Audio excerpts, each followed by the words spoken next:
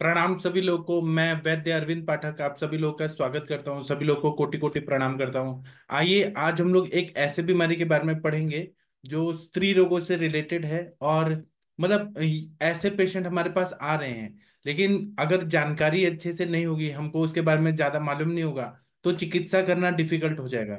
इसलिए आयुष दर्पण के प्लेटफॉर्म पे हम आज ये जो चीजें पढ़ेंगे वो सभी को काम आएगा। मैं यहाँ पे एक मिनट शेयर कर देता हूँ और अनम्यूट करने का ऑप्शन भी देता हूँ। फिर हम लोग इस पे डिस्कस करेंगे। और आयुर्वेद में पहले मॉडर्न व्यूज देखेंगे और आयुर्वेद में इसको क्या बोला है, आयुर्वेद में किस तरह से चिकित्सा करना चाहिए, ये अब हम लोग बात करने वाले हैं। तो आज का जो टॉपिक है ये है एट्रोपिक वेजिनाइटिस, जहाँ पे एट्रोफिक चेंजेस हो रहे हैं और वजाइना में इन्फ्लेमेशन भी है। तो इसका पहले मैं थोड़ा मॉडर्न व्यू बताता हूँ, फिर मैं आयुर्वेद का व्यू बताऊंगा। जब हम वजाइनाइटिस देखते हैं तो ये बहुत सारे बीमारियों का लक्षण समूह रहता है, जिसमें वजाइनल और कभी कभी वल्वर सिम्टम्स रहते हैं, जैसे कि इचिंग होगा, खुजली होगा, कभी कभी बर्निंग सेंसेशन होगा, कभी कभी वहां पे वजाइनल डिस्चार्ज होगा, कुछ अलग तरह का ऑर्डरलेस डिस्चार्ज होगा। तो ऐसे कंडीशन होता है। जब इचिंग हो रहा है तो आयुर्वेद के हिसाब से कफ है, क्लेद है। और तो वहां पे इचिंग में हम लोग कंडू मानते हैं, योनि कंडू है तो वहां पे अनहाइजीनिक कंडीशन है या कफ क्लेद बढ़ा हुआ है। बर्निंग हो रहा है तो पित्त की वजह से उष्णता तीक्ष्णता बढ़ी है और उसकी वजह से बर्निंग हो रहा है, योनि दाह जो बोलते हैं। उसी तरह से अगर इरिटेशन हो रहा है, कर्कशता है वहां पे, तो वहां पे हम लोग वायु का प्रकोप मानेंगे।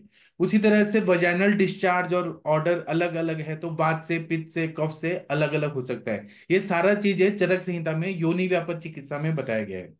अब आता है एट्रोफिक वजाइनाइटिस। ये मेनोपॉज में रहता है, जहां पे इस्ट्रोजन डेफिशिएंसी होती है। मॉडर्न साइंस ये मानता है कि इस्ट्रोजन का डेफिशिएंसी हो गया तो मेनोपॉज में एट्रोफिक वजाइनाइटिस होने लगता है। इसका मेन कारण है कि कुछ इन्फेक्शियस कॉजेज भी होते हैं। एट्रोफी तो हो रहा है वहां पे, सुख रहा है वो चीजें, लेकिन शोष हो रहा है वहां पे, लेकिन वजेनाइटिस है तो हो सकता है bacterial vaginosis, Volvo vaginal candidiasis या ट्राइकोमोनाइसिस।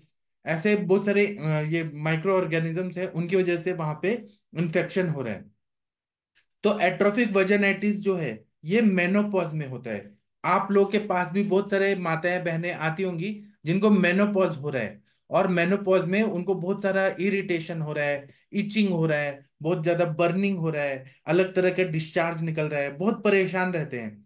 तो इसमें हम लोग ये देखते हैं कि इस्ट्रोजन डेफिशिएंसी है, या फिर उनका जो ये है ओवम वो निकाल दिया, तो उसको बोलेंगे ओफेरेक्टोमी। या उनके बॉडी में रेडिएशन थेरेपी दिया गया, जैसे कैंसर है, सर्वाइकल कैंसर हो गया, या फिर यूट्राइन कैंसर हो गया, या ब्रेस्ट कैंसर हो गया, तो उनमें अगर रेडिएशन थेरेपी दिया है उसकी वजह से साइड इफेक्ट होता है। केमोथेरेपी, रेडिएशन थेरेपी का साइड इफेक्ट होता है। या इम्यूनोलॉजिकल डिसऑर्डर्स हो गए, या प्री मैच्योर ओवेरियन फेलियर हो गया, और एंडोक्राइन डिसऑर्डर हो गया, या शरीर में एंटी एस्ट्रोजन कुछ मेडिकेशन दिया गया है, लॉन्ग टर्म में दिया गया है, उसके साइड इफेक्ट की वजह से वजाइनल एट्रोफी ऐसा कंडीशन आता है। तो इसका अगर हम लोग क्लिनिकल सिम्टम्स देखें, क्लिनिकल साइन देखें और इटियोलॉजी देखें मॉडर्न गायनेकोलॉजी के हिसाब से, तो एट्रोफिक वेजिनाइटिस जो होता है उसका मेन कारण है इस्ट्रोजन डेफिशिएंसी। इसमें डिस्चार्ज कैसा आता है, तो yellow greenish, lack of odour, मतलब कुछ भी उसमें स्मेल नहीं आएगा, डिस्चार्ज येलो आएगा, ग्रीनिश आएगा।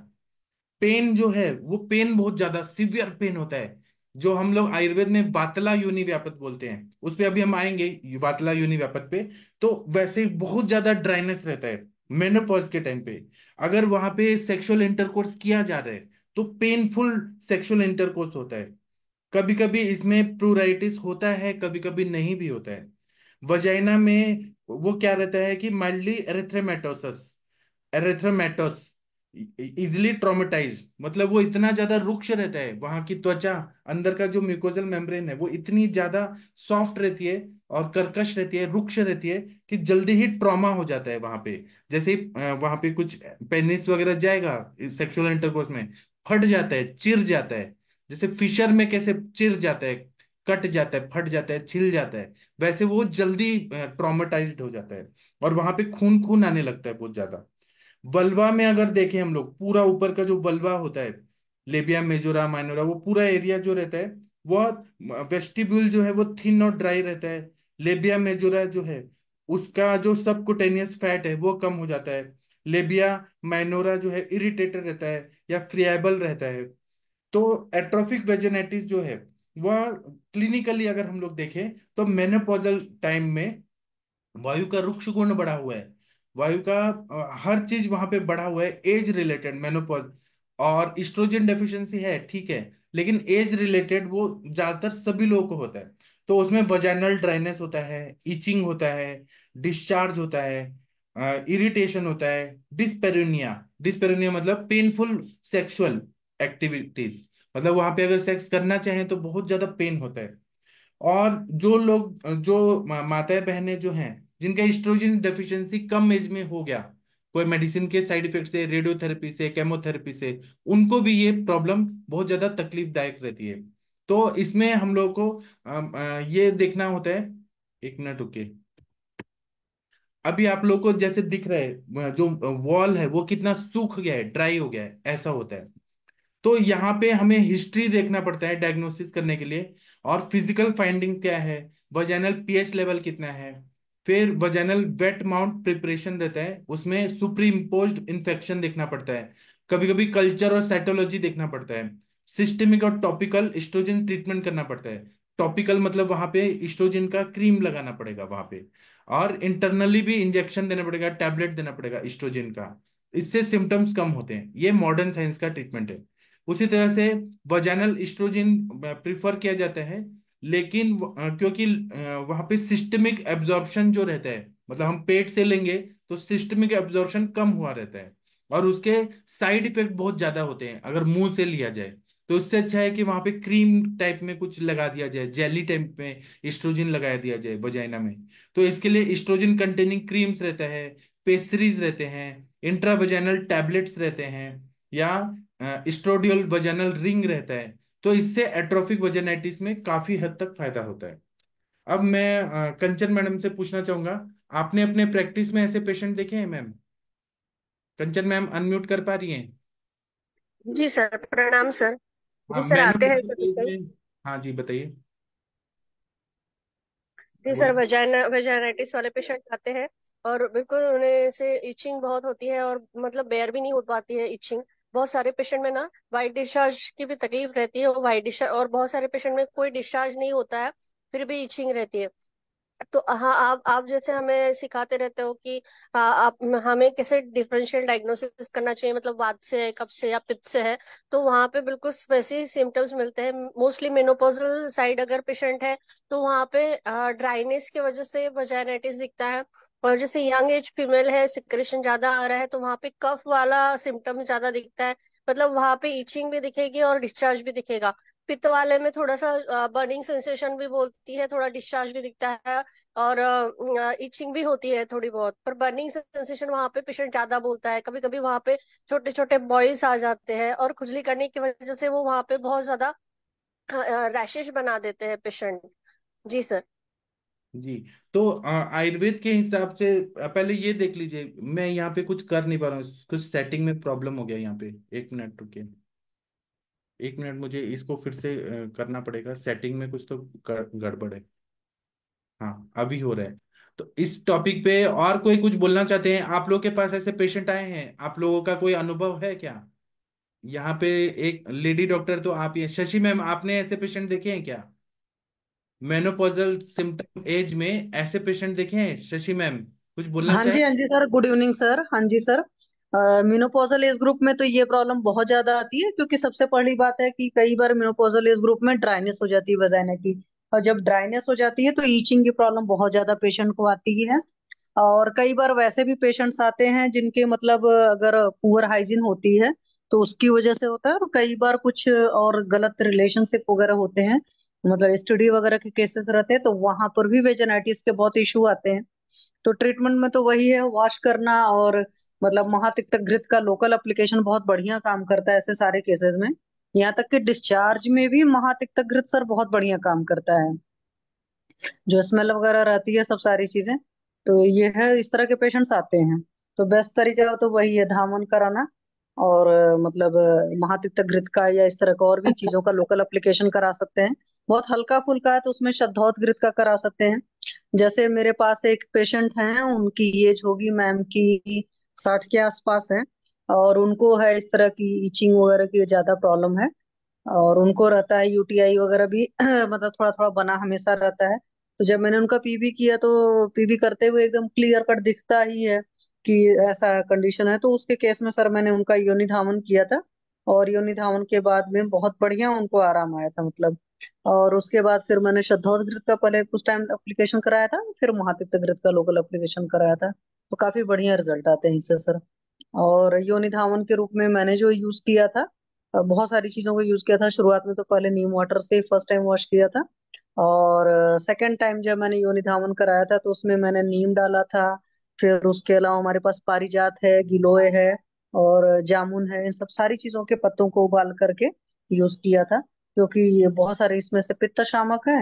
और बहुत सारे और वैसे ही बढ़िया काम करते हैं, मतलब एंटीसेप्टिक भी कर सकते हैं और भी सारी चीजों का। तो बहुत बढ़िया रिजल्ट आया था, क्योंकि गिलोय जो है रस धातु पर बहुत बढ़िया काम करती है। तो इसलिए मैंने कहा कि यहाँ पर ये चीज सोच करके उसकी पत्तियां स्टेम सहित हमने यूज किया था। और पारिजात जो होता है वो भी बहुत बढ़िया रिजल्ट देता है, तो पारिजात यूज किया था। जामुन की पत्तियों का इसलिए यूज किया था कि कषाय रस होती है, तो कुछ भी इस तरह की चीजें रहेंगी तो वहां पर सिक्रीशंस को एक तरीके से कह सकते हैं कि चेक करेगा, इसलिए यूज किया था। और हमारी जो नीम है तो सेल्फ ही बहुत अच्छी है। और सबसे बड़ी बात है कि सब कुछ हमने फ्रेश, तुरंत तुरंत पेड़ से तोड़ा। मेरे सेंटर पर वगैरह सारी पत्तियां हैं, मतलब सारे पेड़ हैं, तो वहां से तुरंत निकाल करके फ्रेश काढ़ा बना करके यूज किया था। और अच्छा खासा मैंने 3 या 4 लीटर मतलब यूज किया था, प्रॉपर योनि धावन जैसे करते हैं एनीमा पॉट से कैथेटर के थ्रू। तो उस तरीके से करीब हाफ आवर का प्रोसीजर लगाया था। और तो बढ़िया रिजल्ट आए हैं सर। जी सर। अब ये थैंक यू जो सर। है, ये नॉर्मल वजाइनाइटिस नहीं है, ये एट्रोफिक वजाइनाइटिस है। आपने जो बताया वो सही बताया सारा ट्रीटमेंट, लेकिन यहाँ पे हम्म, एज रिलेटेड, इसको भी हम्म। हमें कंसिडर करना पड़ेगा। एज रिलेटेड है, हाँ, मेनोपॉजल ये सिम्टम के रिलेटेड बाद। वेजाइटिस के भी केस बहुत आते हैं। जी सर, जी सर। थैंक यू तो सर। इसमें आप लोग देखिए, डायग्राम में आप लोग को ये पूरा दिख रहा है। एक बार हम इस पे रिव्यू करते हैं। ये जी बड़ा सर। है, पीपीटी बड़ा नहीं हो रहा है, कुछ तो प्रॉब्लम है। इसमें देखिए एडवेंशिया है, स्मूथ मसल है, कोलेजिन फाइबर्स है, इलास्टिक फाइबर्स है, स्टार्टिवस स्क्वैमस एपिथेलियम स्टोरिंग ग्लाइकोजन है, लैक्टोबैसिलाई है, जो चाहिए लैक्टोबैसिलाई चाहिए। और फिर वजाइनल फॉर्निक्स है, रफ फोल्ड्स है। तो और इसमें ओल्डर एज में देखिए, यहाँ पे बताया vaginal wall in youth. The vaginal wall contains many supportive structures. Stratified squamous epithelium stores glycogen which colonizes lactobacilli. Lactobacilli are responsible for lactic acid production and an acidic environment, which is a potent defense mechanism. मतलब उसको रक्षा करता है lactobacilli जो करता है। तो there are two smooth muscles layers, an outer longitudinal one and an inner circular one. The layer of adventitia surrounds the vaginal wall. ये anatomy हो गया। अब यहाँ पे जब ओल्डर एज होता है, इस साइड देखिए तो लॉस ऑफ वजाइनल फॉर्नाइसिस, वहां पे जो सिंग जैसा है, मतलब आगे आए हुआ भाग है वो कम हो गया। Shortening of vagina, loss of rough folds, narrowing of vagina, vagina सूख रहा है, यहाँ पे ड्राई हो रहा है। स्मूथ मसल डिग्रेड एडवेंशिया, वो सूख रहे हैं। Collagen fibres degrade, elastic fibres degrade, cellular thinning, loss of glycogen. vaginal wall in older age, elastic fibers, collagen and smooth muscles in the vaginal walls undergo degradation. The vaginal epithelium becomes less cellular and thinner, resulting in a loss of glycogen and decreased colonization of lactobacilli. Lactic acid production decreases, the vagina becomes less acidic and more susceptible to infection. मतलब वो जल्दी infection होता है, क्योंकि lactobacilli है ही नहीं, lactic acid का production नहीं है, वहां पे वो सूख रहा है, ड्राई हो रहा है, और लैक्टिक एसिड नहीं है। अब इसके बारे में हमारे आचार्य लोग क्या बोलते हैं, तो चरक संहिता में चिकित्सा स्थान 30वां अध्याय में 11वें नंबर का जो श्लोक है, योनि व्यापत अगर हम लोग देखते हैं तो वातला योनि व्यापत में चरकाचार्य जी क्या बोलते हैं, वातलाहार चेष्टाया वातलाया समीरणः विवृद्धो योनिम आश्रित्य योनिस्तोदम सवेदनम स्तंभम पिप्लिका तृप्तिमेव कर्कशताम तथा करोति सुप्ति माया सम वातजांश च परान गदान सस्या सशब्द रुक्फेन तनु रुक्षार्थवा निलात। ये बताए, मतलब इसका मतलब है कि जब बात कर आहार विहार का सेवन करते हैं या एज रिलेटेड, क्योंकि वृद्धावस्था में वायु बढ़ता है और हमारा अष्टांग आयुर्वेद है उसमें जरा चिकित्सा है।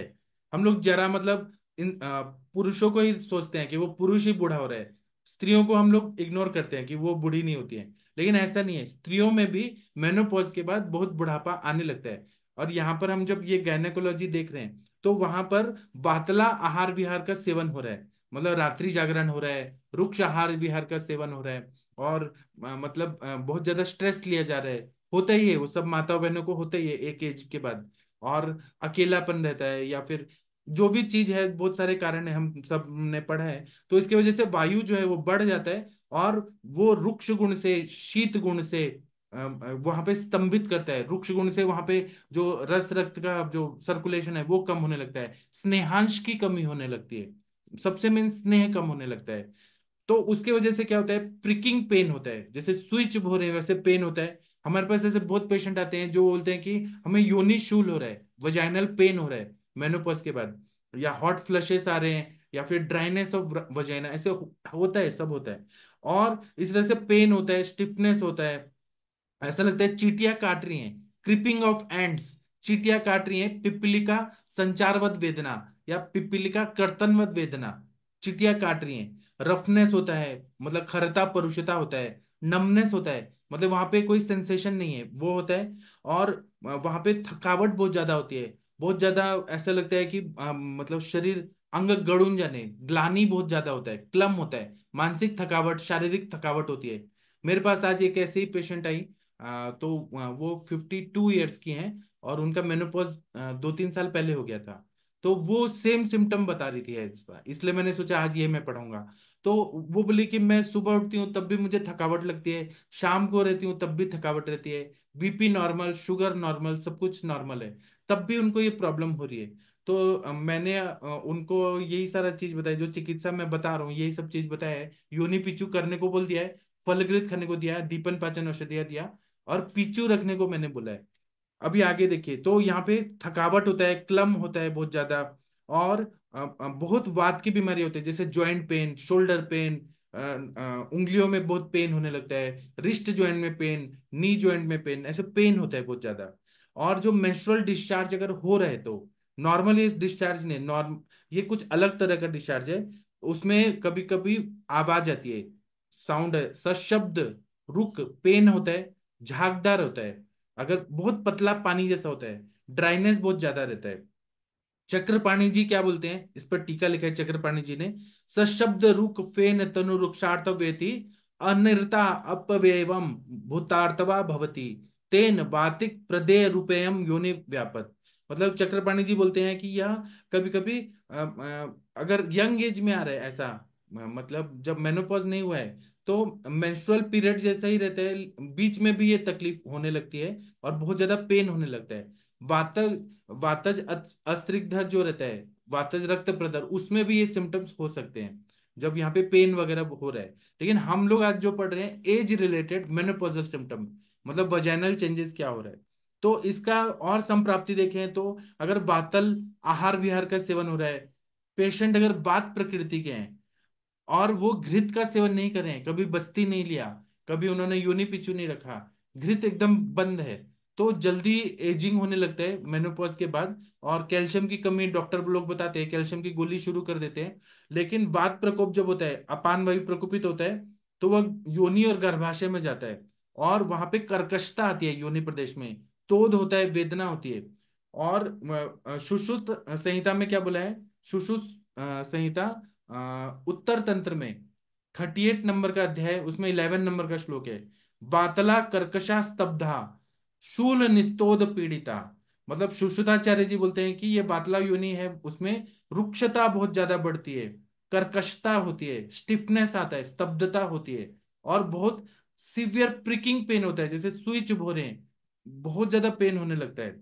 वाग्भट जी क्या बोलते हैं, योने क्रुद्धो अनिल कुर्यात् कुर्यात् रक्तोदायां सुप्तताः पिप्पलिका सिप्तिमेव स्तंभम स्तंभम कर्कशतां स्वनम फेनिलारुण कृष्णाल्प तनुरुक्षार्थ स्तुतिम भ्रंशम वक्षणा पार्श्वादो व्यथां गुल्मम क्रमेण च ताम स्ताम स्व स्वान गदान व्यापद वातिकी नाम सा स्मृता। अष्टांग संग्रह उत्तर तंत्र वृद्ध वाग्भट जी ने लिखा है अष्टांग संग्रह में।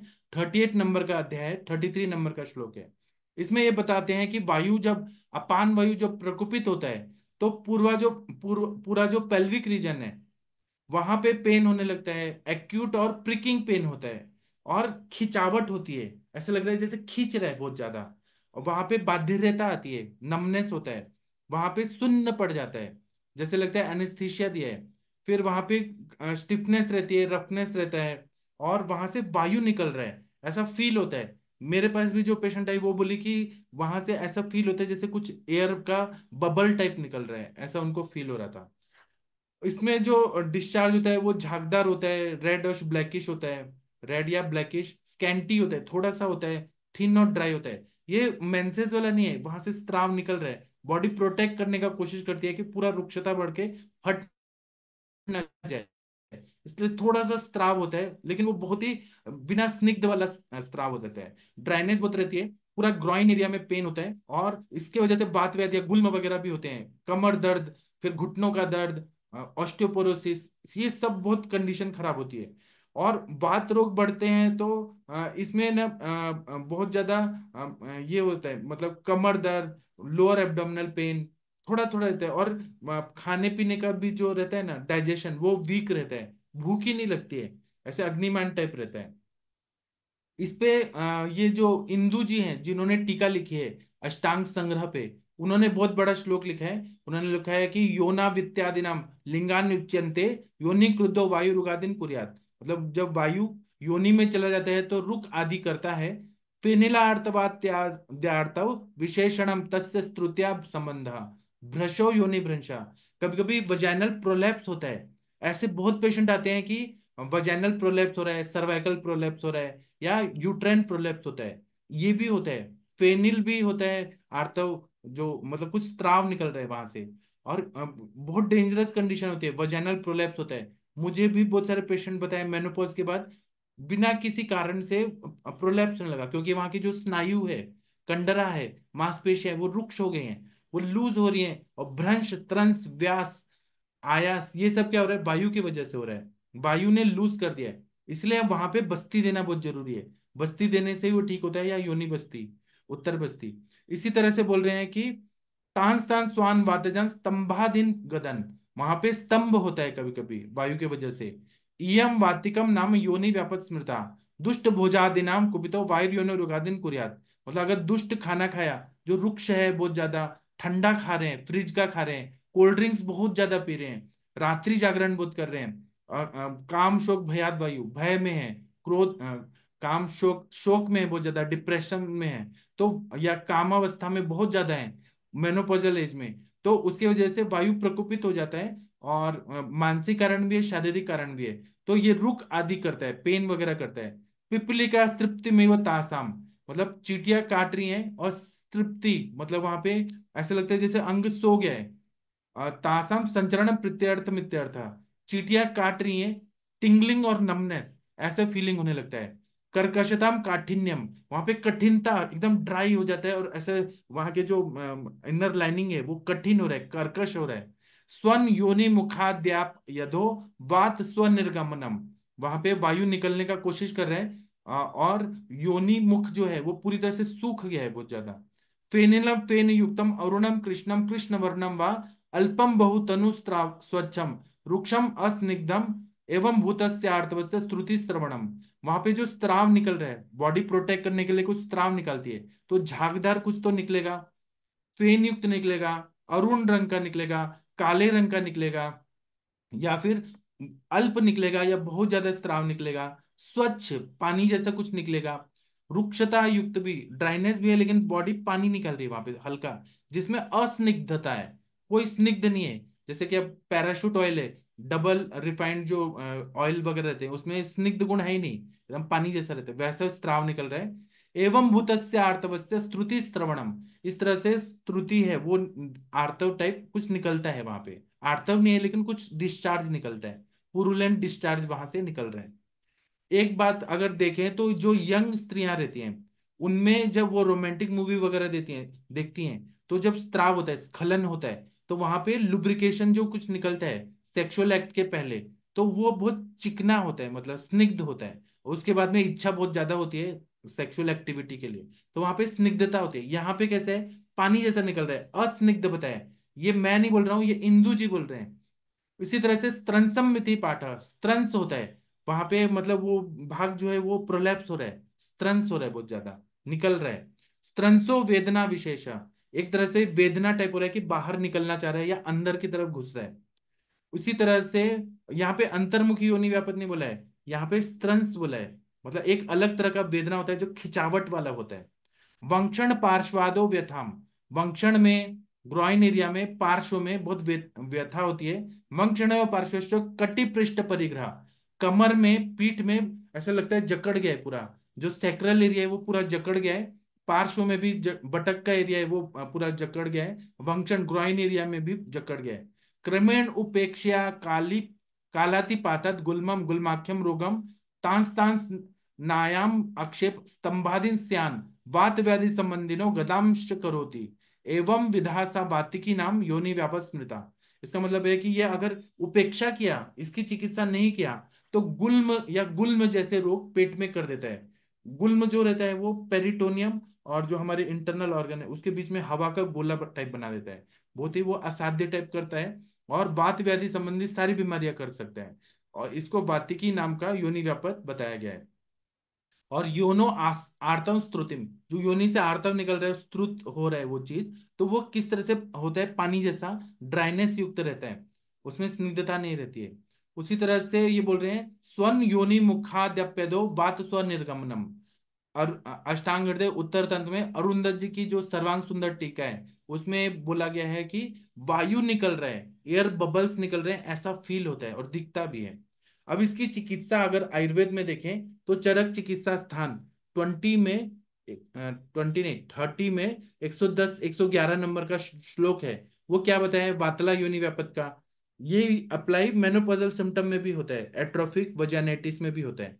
तो इसमें बोला है त्रैवृतम स्नेहनम स्वेदो ग्राम्यानु औद्बका रसाहा दशमूल पयो बस्तिश्च उदावर्त नीलार्तिषु त्रैवितनयानुवास्या च बस्ति चोत्तर संज्ञित त्रैवृतम स्नेहनम मिति सर्पिस तैल वसा स्नेहम, ऐसा चक्रपाणी जी बोलते हैं। मतलब यहाँ पे तीन तरह के स्नेह जो है वो मिक्स करके देना है, घी है, तेल है, वसा है, मिक्स करके दीजिए या अलग अलग दीजिए। घी से स्नेहन करना है वहां पे, तेल से करना है या वसा से करना है, मज्जा को यहाँ पे नहीं लाया है। स्वेदन करना है योनि भाग में, आप नाड़ी स्वेद वगैरह कर सकते हैं, पहले घी लगाइए अंदर की तरफ, योनि में पूरा घी भर दीजिए, या तेल से पूरा पूरण करिए, योनि पूरण करिए, पीछू डाल के पूरा घी पूरा फुल भर दीजिए। उसके बाद में नाड़ी स्वेद देना है। मांस रस जो है, जो ग्राम में मांस है उसका हमने ऐसे पीछू में डुब करके मांस रस वहां पे डाल दिया, उससे वहां पे जो ये जो शॉर्टनिंग ऑफ वजाइना है वो थोड़ा बृहण हो जाएगा मांस से, मांस रस से। आनुक मांस वालों का प्रयोग करना है, या औदक मांस के जैसे मछली वगैरह है या बतख है, या जो मतलब पानी में रहने वाले एक्वेटिक एनिमल्स हैं उनका मांस रस लेके पीछू को डिप करके वहां पे रखना है, उससे बृहण होता है। तो जो नॉर्मल है ना उस तरह का हो जाएगा वो। इसको टाइम लगेगा, 2-3 महीना लगेगा, लेकिन हो जाएगा। ओरल इंटेक में हमें घृत पान का प्रयोग करना है, या दशमूल सिद्ध शीर पाक का प्रयोग करना है जो वात का शमन करता है। और अनुवासन बस्ती देना है, उत्तर बस्ती देना है। उत्तर बस्ती में हम लोग त्रिविध स्नेह, मतलब घी का, तेल का और वसा का मिक्स करके दें या अलग अलग दें, ये अगर दें तो ये पूरा ठीक हो जाता है। दूसरा ये बताया है कि कुंभी स्वेद अगर करें, कुआं जैसा बना के या एक क्लोज रूम में बना के और उसमें स्वेदन करें, और रेगुलर यूज ऑफ तिल तेल पिचू इज बेनिफिशियल। वातलाम कर्कशाम स्तब्धाम अल्प स्पर्शाम तथैव च कुंभी स्वेदे रूपचरित दंत वेश्मनि संवृते धार्य पिचुम योनो तिल तिल से सा सदा। ये भाव प्रकाश चिकित्सा स्थान जो है उसमें 70 नंबर का जो श्लोक है, 37 नंबर, उसमें योनि व्यापक चिकित्सा में बताया है कि कुंभी स्वेद करें क्लोज रूम में। कुंभी स्वेद मतलब क्या करना है कि जैसे मटका है, मटका है उसमें थोड़ा सा मेडिसिन डालना है, कोयला वगैरह डालना है या औषधियाँ डालना है, और उसका थोड़ा धुआं निकले, तो बहुत ज्यादा नहीं, जितना सहन हो उतना ही, और पेशेंट को वहां पे बिठा देना है, जो मटका है उस पे बिठा देना है कि योनि भाग का वो स्वेदन करे थोड़ा। स्वेदन से स्त्रोतस मृदु हो जाता है, जो कर्कशता वगैरह है। और तिल तेल का पिचू ये कंटिन्यू देना है, इससे बहुत अच्छा फायदा होता है, पेन में भी फायदा होता है, वजाइनिटिस में भी फायदा होता है। और ये एट्रोफिक चेंजेस जो हैं, अब ऐसा सोचिए कि अंगूर मनुका है, किशमिश है, उस वो कैसा होता है, वो सूख गया है, अगर आपने रात भर पानी में डुबो के रखा तो क्या होगा, रात भर के बाद वो सुबह देखेंगे तो अंगूर बन जाएगा पानी ऑब्जर्व होने से। वैसे ही जब एट्रोफिक चेंजेस है, जहाँ पे रुक्षता है, शोष वगैरह हो गया है, धातु शिथिलता है, दुर्बलता है, तो आप जब तेल तेल तेल डालेंगे, या मासरस मासरस मासरस, या बृहणीय द्रव्य डालेंगे, या विदार्यादि घृत, शतावरी घृत, कुष्मांड घृत, ऐसे इनका पिचू रखेंगे, तो जो कोलेजिन जो लॉस हो गए हैं वो नए बन जाते हैं। मानवीय शरीर में हर चीज नया बन जाता है, और वो भी आयुर्वेद ही कर सकता है, एलोपैथी नहीं कर सकता है।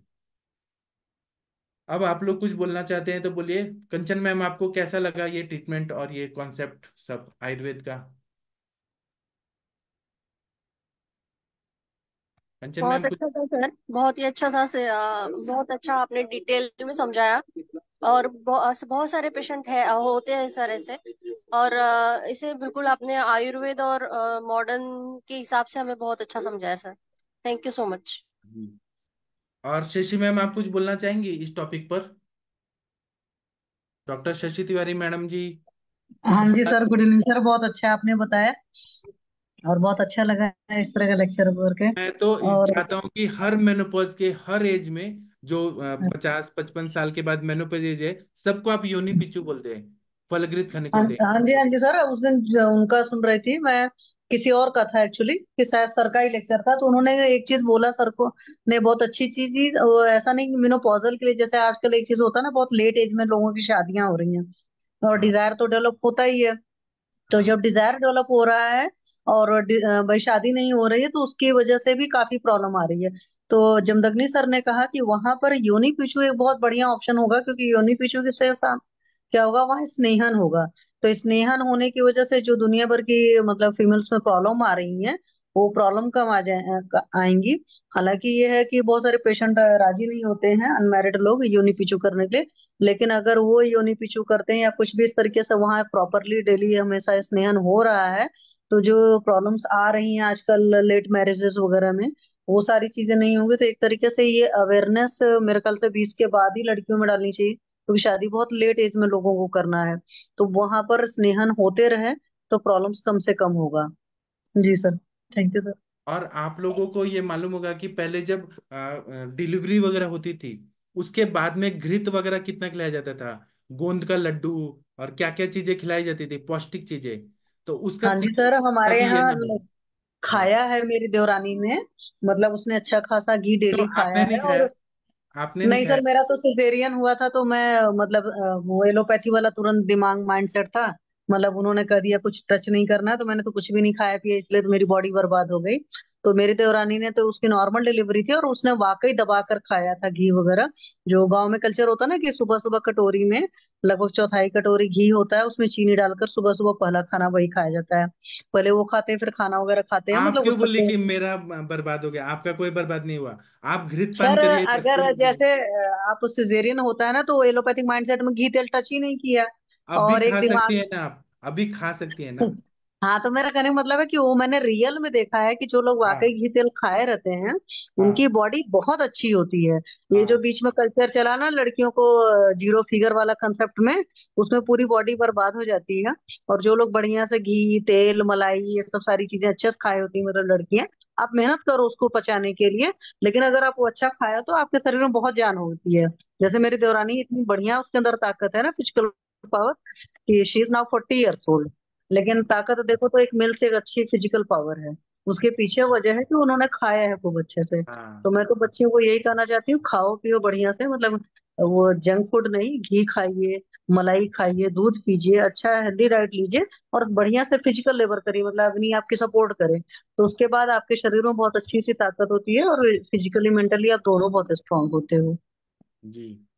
जी सर, थैंक यू सर। जैसे ये नेशनल प्रोग्राम होता है ना कि हर मतलब प्रेग्नेंट लेडी को आयरन की टैबलेट दिया जाता है, फॉलिक एसिड का टैबलेट दिया जाता है पीएचसी हम्म। में, रूरल हॉस्पिटल। वैसे गवर्नमेंट को करना चाहिए कि सभी को योनि पीचू रखें, बस्ती दें, रसायन दें मेनोपॉज एज में। ये ऐसा ऐसा मतलब भारत सरकार को करना चाहिए प्रोग्राम बड़े हाँ सर, मास वो में। तो है, बता रहे हैं, जब नकली सर ने बोला तो मैंने कहा आगे से ख्याल रखेंगे, क्योंकि जो लोग को प्रॉब्लम होती है, जो मेन तो वजह वही है, वेजाइटिस का ना, ड्राइनेस है।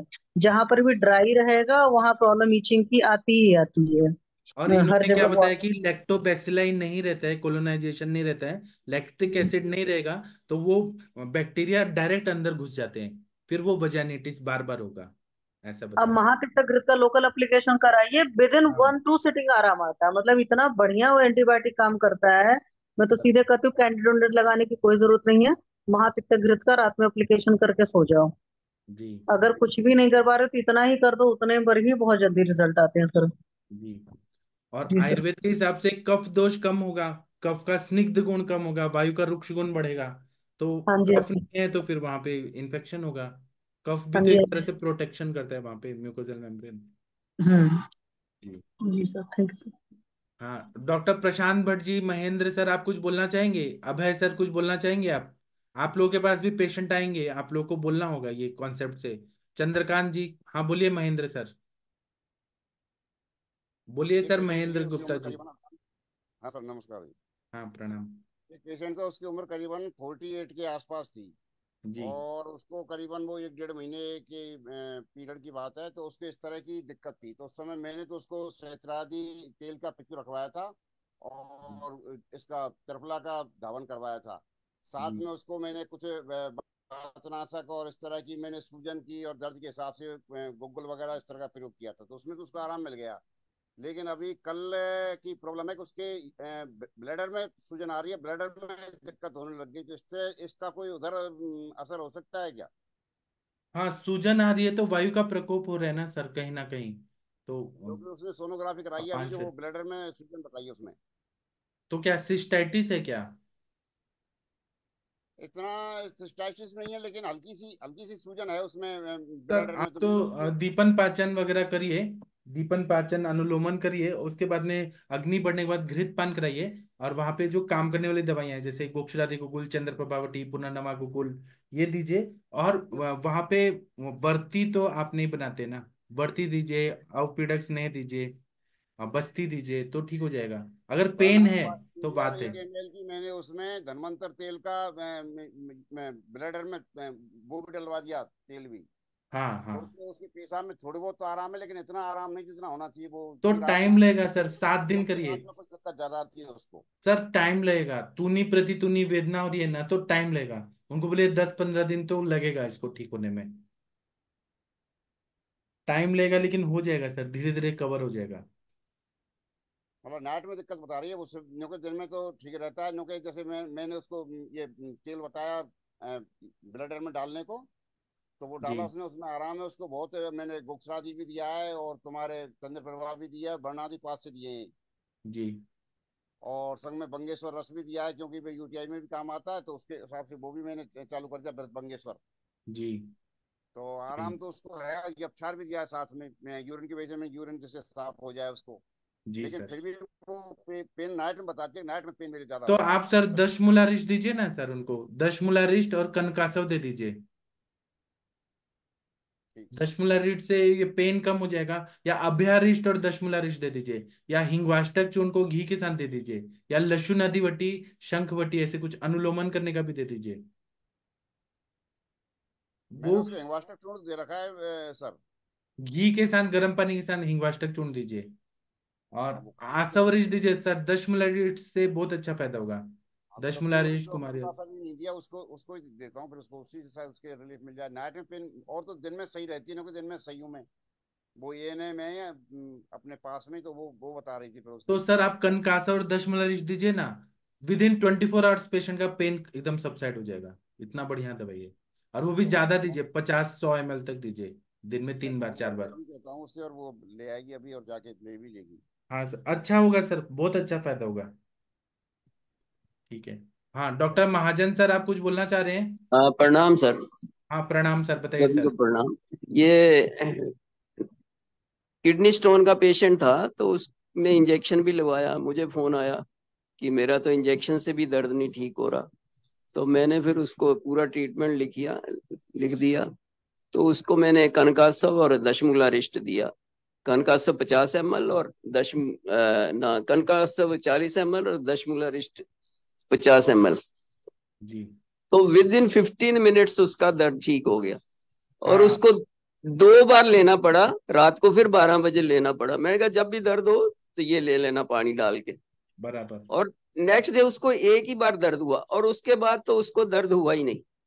हाँ वही तो मैंने सर को वही बोला कि आप दीजिए, मतलब 24 आवर्स में ऐसा लगेगा कुछ भी नहीं है। और अवपीड़क स्नेह फिर देंगे, जैसे खाने के पहले 4-5 चम्मच घी, खाने के बाद 4-5 चम्मच घी। ये बहुत अच्छा वात का शमन करता है, बहुत अच्छा रिजल्ट है। सर महेंद्र सर, आप इनको ठीक कर दीजिए। जहाँ एलोपैथी फेल होता है वहाँ आयुर्वेद काम करता है। वो एलोपैथिक में ही है सर, एएनएम। वो एलोपैथी से मेरे पास आई है। हाँ तो आपका, आप कर देंगे तो कितना नाम हो जाएगा कि इन्होंने जादू कर दिया। हम करेंगे तो आयुर्वेद, लेकिन मजा आ जाएगा।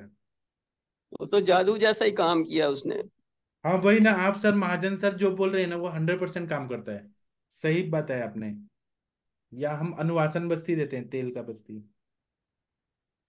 वो जनरल में बात वगैरह वैसा कोई पेन हो तो उसके लिए तो मैं उपयोग करता था, लेकिन कभी इसके लिए उपयोग नहीं किया, सर इसलिए मेरे देखिए, ध्यान में नहीं आया। कनकासव भी एक तरह से एंटीबायोटिक है, जहाँ पे वहां पे इन्फेक्शन इन्फ्लेमेशन है। दशमूलारिश भी एक एंटीबायोटिक है। तो आप दीजिए तो देखिए, तो अग्नि भी बढ़ जाएगा, धात्वग्नि भी बढ़ेगा, और नहीं वायु वो का मैं अनुलोमन भी होगा। अब देता हूँ, वो मेरे ध्यान में नहीं आई बिल्कुल। वो चीज बिल्कुल मेरे दिमाग उधर चला ही नहीं कि 10 मिनट कन का सब भी दे दूं इसको। हाँ मैंने सोचा फिर देखता हूँ क्या किया जाए इसको। और फिर मैंने सोचा इसको तेल की मात्रा, जो मैंने 1 ml दिया था, मैंने हाँ। चलो इसकी मात्रा बढ़ाऊं, पर मैंने उससे कहीं ज्यादा दिक्कत हो जाएगी, तो वो भी मैंने नहीं किया। फिर मैंने फिर तो स्विच किया। नॉर्मल बस्ती तो दे सकते हैं, मात्रा बस्ती। मात्रा बस्ती पहले मैंने उसको उसके उसके हिसाब से दी थी। पहले जो यूट्रस में था दिक्कत थी ना उसके, जब जब दी थी हाँ मैंने। हाँ। एक दो उससे बस्ती मतलब ऐसे भी दे के देखिए ना अभी के कंडीशन में। और कनकासा और दशमूलारिश भी दे दीजिए। और सुबह उठने पे भूख लगेगा, कनकासा और दशमूलारिश से तो बोलिए घी खा लो, खाने के पहले और खाने के बाद में। हमें हर तरह का कोशिश कर देना है, कुछ चीज रहे ना। करिए तो सर, फिर मजा आएगा। देता हूँ सर, मैं अभी फोन करूंगा उसको, अभी ले लेगी वो। हाँ परेशान भी ज्यादा है वो। हाँ। ठीक है सर, फिर बताइएगा। ठीक है। और किसी को कुछ बोलना चाहते हैं, बोल सकते हैं। यहाँ पे डॉक्टर प्रमोद जी करके कोई न्यू आए हैं। राजकुमार जी कुछ बोलना चाहते हैं। प्रशांत भट्ट जी स्वर्ण प्राशन करा रहे हैं। तो ठीक है, मैं अभी सेशन बंद करता हूँ। अब हम 9 बजे मिलेंगे क्लिनिकल संभाषा में, तब हम लोग बात करेंगे। अभी के लिए ब्रेक लेते हैं। थैंक यू, प्रणाम सभी लोगों को, सभी को प्रणाम।